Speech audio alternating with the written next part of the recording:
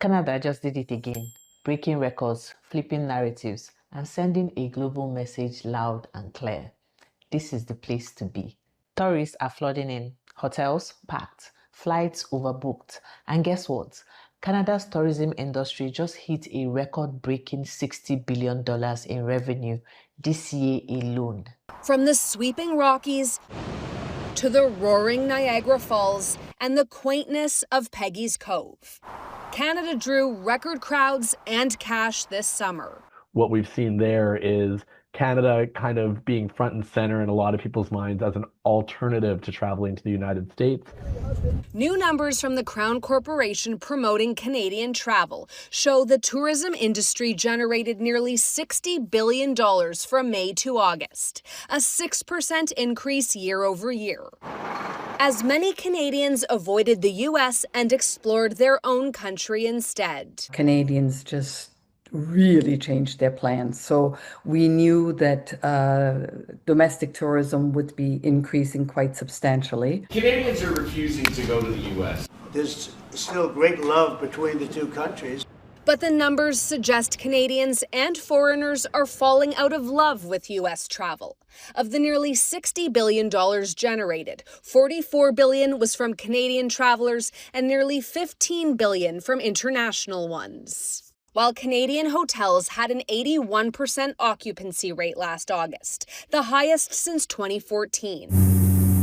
Travel experts point to the Canada Strong Pass and the economic and political climate. In the summer, just from the months of May through August, travelers have spent $59 billion in Canada right now. That's 6% higher than last year. That includes domestic travelers as well as international travelers. But when you only look at international travelers, that's up 10% from last year. So international travelers are up way more than just domestic travelers moving around the country. Hotel occupancy is above 80% for the first time since 2014. That's the first time in 11 years, basically. Because we're a better place to holiday than down south. That's basically why this is happening. Canada. I think it's important that you give credit where credit is due. And Canada deserves credit. Yes. What an amazing summer. From what I understand, the numbers are in, and you had a record summer for tourism. It appears everybody went right by us and straight to you in Canada. I wish I could say we were setting record-breaking numbers, but as you know, yeah, that's not happening right now. I don't know why. Gee, I wonder why. Anyway, I think it's only fair that when someone does well, that it be acknowledged. And I just wanted to say, elbows up, Canada. Good job. Way to go. Congratulations on a record-breaking tourism summer. While other countries are dealing with chaos, cancellations, and controversy, travelers are saying, forget the drama, let's go north. Stay tuned, because today we are diving into why the world is suddenly choosing Canada over the US and what this historic boom means for Canada's economy, global image, and future. For years, the US dominated global tourism. Now, it's losing ground. From families in Europe to honeymooners in Asia, everyone is picking Canada. Why? Because it's safer, cleaner, and let's be honest, a lot more chill. And the receipts don't lie. Nearly $60 billion in tourism revenue this year and counting. That's not a small win. That's a global flex. According to Tourism Canada, the country just reported its highest ever tourism income, with visitors from Europe, Asia, and even the US coming in droves. Why? Because travelers want three things: safety, scenery, and sanity. And Canada offers all three. In a world where news headlines feel like disaster movies, Canada has become the calm, peaceful vacation everyone is craving. And the timing, perfect. While global tensions rise, US travel gets complicated with new policies and political noise, Canada's image as reliable, welcoming, and stunning destination just skyrocketed.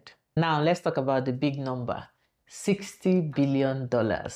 That's hotel stays, local tours, flights, food, and entertainment, all adding up to a historic surge in Canada's tourism industry. Data from Crown Corporation Destination Canada shows the industry brought in a record-breaking amount of revenue between May and August. It surpassed $59 billion, up 6% from last year. Our province had a 9% increase.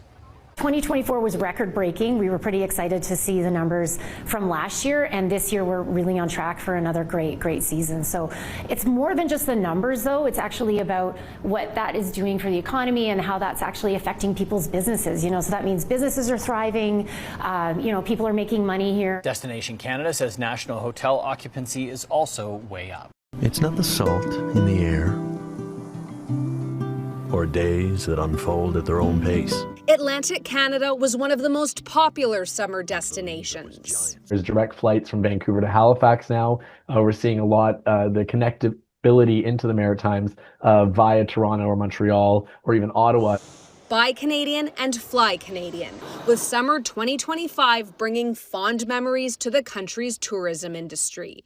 Every province is feeling it, from British Columbia's mountain towns to Quebec's cultural festivals and Maritime's coastal getaways. Canada's tourism revenue didn't just bounce back from the pandemic, it exploded. It's like the rest of the world suddenly woke up and said, wait a second, why aren't we going to Canada?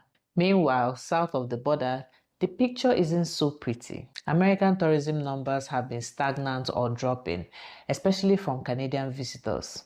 Why? A lot of travel is down into the United States from around the world. It feels like there's been reputational damage. The country's doing great. Well, prices are down. Not the tourism. Gasoline's down. Energy's down. Tourism is going to be way up. Wait till you see the numbers. The tourism is way up. Not now. Now, Canada, tourism's doing very well. We're doing very well. We're doing very well. Wait till you see the real numbers come out in 6 months from now. Wait till you see the numbers. But do you know we are set to lose $31 billion, $31 billion in tourism alone in 2025. This MAGA Republican today, still on October 10th, who is a travel agent apparently, is still going hard for Trump. Well, folks, here's the truth. Donald Trump's policies didn't just close our borders, they wrecked our economy. Tourism to the United States is down 61%. That means empty hotels, shuttered restaurants, and millions of jobs lost in cities like Las Vegas, New York, Miami, and right here at home. Why? Because Trump made America unwelcoming. His trade wars, his anti-immigration rhetoric, his fear-based policies drove tourists and businesses away. The restaurant went from 24/7 to 2 shifts to 1 shift to a self-service buffet.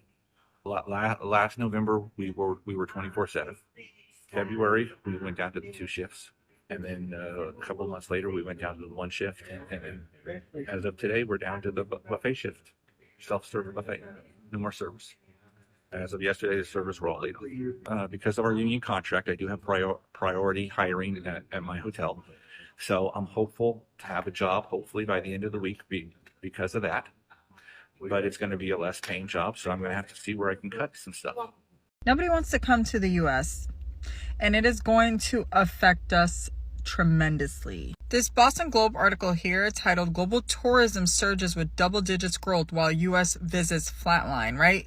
Listen to what it says. It says tourist spending here is projected to decline by more than $12 billion in 2025. They said that the global tourism surges ahead with double-digit growth. So other countries, people are visiting them like crazy, but the U.S., ours is just flatlining. It says international visitor spending in the country is projected to decline by 7% in 2025, making it the only economy in the world to experience such a decrease. This is hurting businesses. And most importantly, it's hurting the businesses where a lot of them voted for Trump. Because one of the biggest reasons why they are not coming here is because of everything that's happening in America. Nobody wants to come to the U.S. anymore. At the beginning of 2025, tourism was estimated to be up about 6.2% this year. So going into 2025, we're going to see a 6.2% increase in tourism. By August Tourism is down almost 8.2% at a loss of $12.5 billion. Nobody wants to come here to this. Who would want to come to a police state nation? Because Canadians aren't rushing to the US these days. Even Americans themselves are saying it. It's cheaper and safer to just go north. This isn't just about politics, it's about perception.